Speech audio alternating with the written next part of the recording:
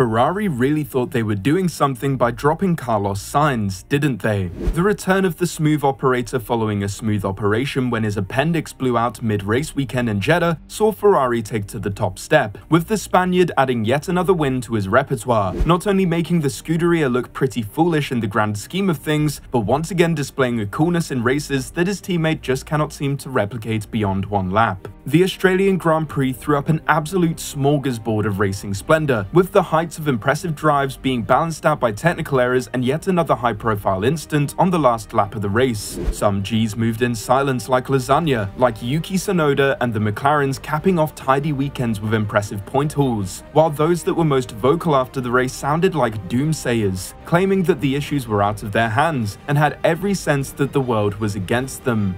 Want to know how the Australian Grand Prix unfolded? It was a real roller coaster, and some of the drivers should have probably just kept their mouths shut in the media pen and stick around, because it was a weekend to forget for two of the most dominant teams in the last decade, and in dramatic fashion, as it wasn't just Max's rear tyre that was explosive over the Australian Grand Prix weekend.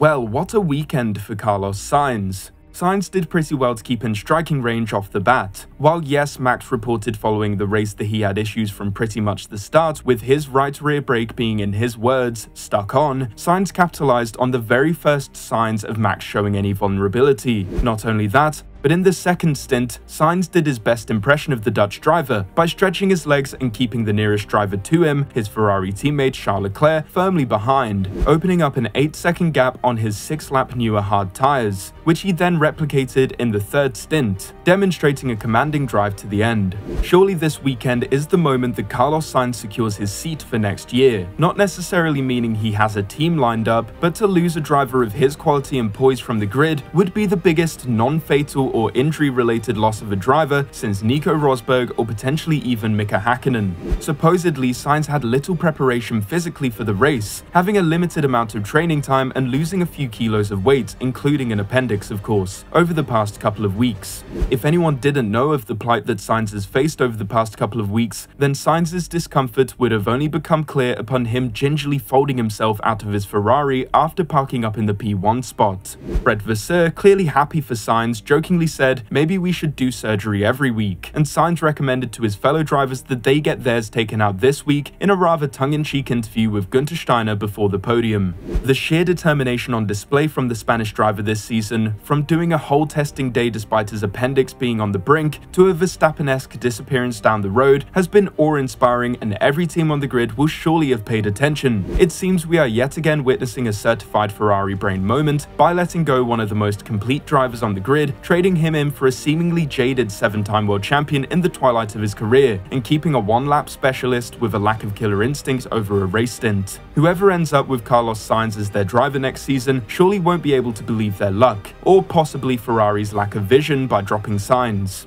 Both Red Bull drivers complained of rear-end issues, pointing towards an inherent issue with setup. While it doesn't necessarily mean that the Red Bulls will be inherently weaker at the hotter race weekends throughout the season, it might indicate that the front-end adjustments made to alleviate the issue for Sergio Perez was only figured out in the race due to the limited free practice long running. Max had been lagging behind slightly in the practice sessions, more inclined to longer running, and then came alive in the short run elements of the sessions and subsequently securing P1 in qualifying. The concerning thing for Red Bull is that upon making the changes that allowed Perez to drive more comfortably and avoid a second right rear blowout for the Milton Keynes team, pretty much any semblance of pace for the number 11 car was nullified. While yes, Perez has finished a long way off his teammates at every race so far this season, that deficit still landed him in second and clear of the rest of the field. We imagine Max would have been there or thereabouts and likely would have made the difference himself, but it's still far closer than pretty much any other race over the past few years outside of Carlos Sainz's late win at Singapore. So was the issue that the car was managing an anomaly and specific to this weekend, or is this something that we see in the hotter races throughout the rest of the year, where high speed and intense heat could combine to yet again prove troublesome for the Red Bull team? What could have been of most concern for Red Bull is Sergio Perez insisting after the race that the pace just wasn't in the car, rebuffing any indications that the issues that Max faced was the reason for his lackluster performance, which is pretty insane considering just how far down the road the Red Bull has been for the rest of the season. Sergio had this to say.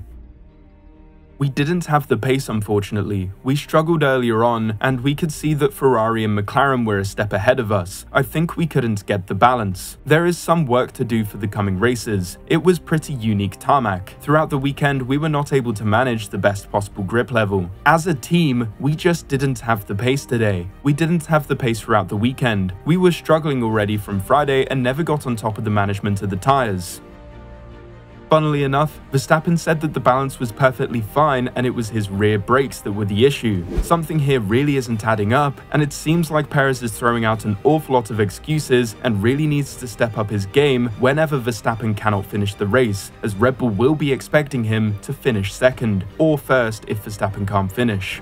McLaren secured an understated second row finish, with the Woking team securing their best points haul of the season so far and calmly keeping Leclerc in range and Perez comfortably behind. Lando Norris seemed early on to have received the short end of the stick, despite staying in range of Sainz in front, as his teammate boxed to cover off the Ferrari of Charles Leclerc. Everything leveled itself out by the end of the race though, with Piastri playing the team game incredibly professionally and allowing the race to play out by letting his teammate on fresher tyres past, with a now expected implacability from the Aussie, who had a tidy race in his home country, perhaps finally giving the Aussies some hope that they may see an Australian on the top step, a feat that has never happened in the 38 events in the land down under. Lewis Hamilton's weekend-long, maybe season-long misery was only compounded on Sunday, seeing his teammate handle the car better yet again, and the man he is stepping into the shoes of challenging at the front. Even before any signs of an engine issue, Hamilton never truly got to grips with the car, certainly making the opening 3 races of the season a time to forget for the 7-time world champion. Despite saying that he's trying to keep a positive outlook and that it could all be so much worse, Lewis had this to say following his exit from the race.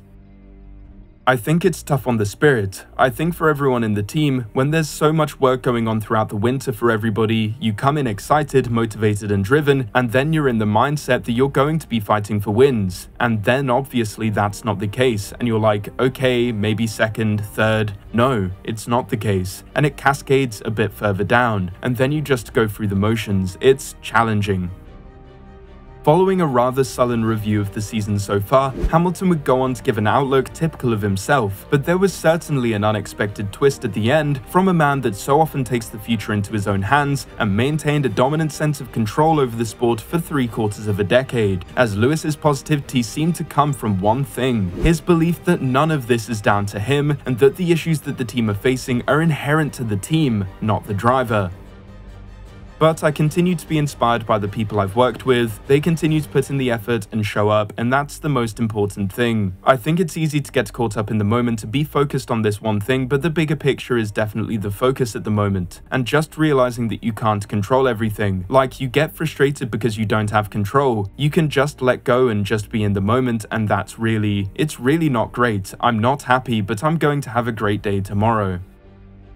It wasn't all smooth sailing for teammate George Russell either, as the disastrous weekend for Mercedes was capped off by yet another last lap incident by the British driver, and yet again, it seemed at the time to be down to nothing more than driver error. It seemed that this marked the second incident of its kind in 10 races for Russell, who this time dropped it under far lesser stakes, chasing Fernando Alonso for P6. After the race, however, it seemed that it wasn't quite as simple as George just dropped it, with Mercedes requesting that the stewards take a closer look at the incident, with the teams having suspicions of Alonso brake-checking Russell in the run-up to the incident, with it being clear that George seemed to lose downforce as he closed up on Alonso, causing the car to go loose. George took responsibility for the incident, however made his suspicions known in an interview following the race, as he said, "My take is that I've gone off and that's on me. I was half a second behind Fernando, 100 meters before the corner, and then suddenly he came towards me extremely quick and I was right on his gearbox. We are off to the stewards, which is a bit bizarre in a circumstance like this. I've got nothing more to say. I need to see everything, but disappointed."